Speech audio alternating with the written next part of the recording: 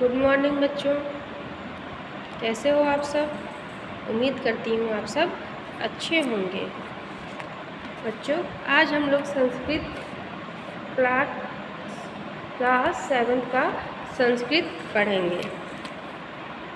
Page number 5 और पहला पाठ है विद्याया सुखम। मतलब विद्या जो सुख है उसी की बात इस श्लोक में कहा गया है, तो वही आज हम लोग पढ़ेंगे। विद्या ददाति विनयम विनयाद याति पात्रता पात्रत्वाद्वनमाप्नोति धनाद धर्मम ततः सुखम।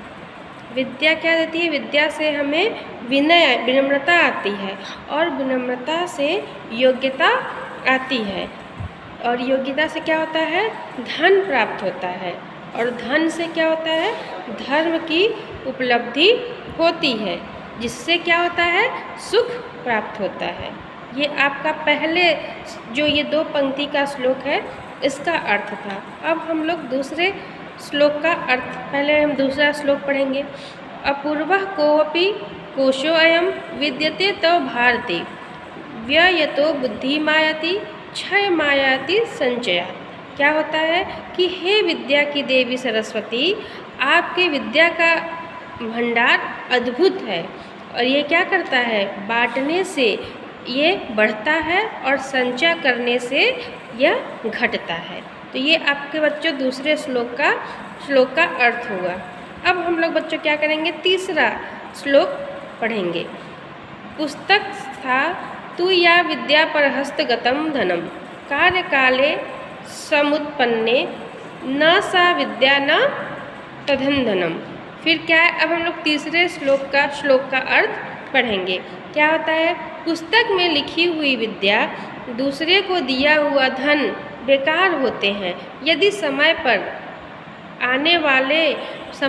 आने पर वे काम नहीं आते, तो न तो विद्या होती है और न ही वह धन होता है।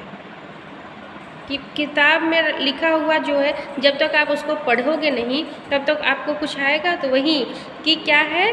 पुस्तक में लिखी हुई विद्या और दूसरे को दिया हुआ धन बेकार होते हैं यदि समय आने पर वे काम नहीं आते हैं, तो वे न तो विद्या है और न ही क्या है?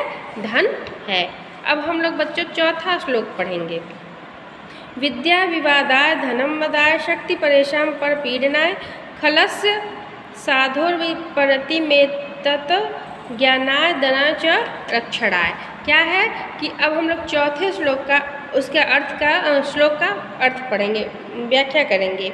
दुष्ट लोगों की विद्या झगड़ने के लिए, धन अहंकार के लिए तथा बल क्या होता है? शक्ति दूसरे को सताने के लिए होते हैं, लेकिन इसके विपरीत सज्जन लोगों की विद्या ज्ञान के लिए, धन दान के लिए तथा शक्ति दूसरों की रक्षा के लिए होते हैं। ठीक है बच्चों, 4 श्लोक का अर्थ हम लोग पढ़े। अब हम लोग 5वां श्लोक पढ़ेंगे। विद्वत्वं च नृपत्वं च नैव तुल्यं कदाचन स्वदेशे पूज्यते राजा विद्वान सर्वत्र पूज्यते। क्या होता है कि विद्यते च निपत्ते, क्या होता है कि विद्वता और राजापन कभी समाप्त नहीं होते, क्योंकि राजा की क्या होता है? पूजा केवल उसी देश में, उसी के नगर में होती है, जबकि विद्वान हर जगह पूजा जाता है। अब हम लोग 6ठा श्लोक पढ़ेंगे बच्चों। विद्या धनम श्रेष्ठ धनम तन्मूल मितरद्धम धनम दानेन वर्धते नित्यम न भाराय न नीयते। क्या होता है? विद्या धन जो है वो श्रेष्ठ धन होता है। क्या होता है? विद्या रूपी धन जो होता है वो श्रेष्ठ धन होता है, क्योंकि वास्तविक धन इसके मूल में छिपा होता है। यह विद्या रूपी धन दान करने से क्या होता है? नित्य प्रति बढ़ता रहता है, और इसको ना तो चोर चुरा इसको ले जाने के लिए वजन भी नहीं होता है। ठीक है, अब हम लोग बच्चों 7वां श्लोक पढ़ेंगे।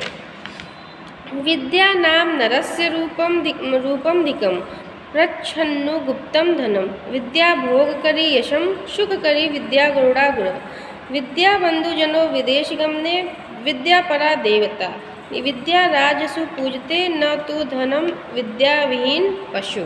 क्या है, अब हम 7वां श्लोक पढ़े, उसका अर्थ अब हम लोग पढ़ेंगे।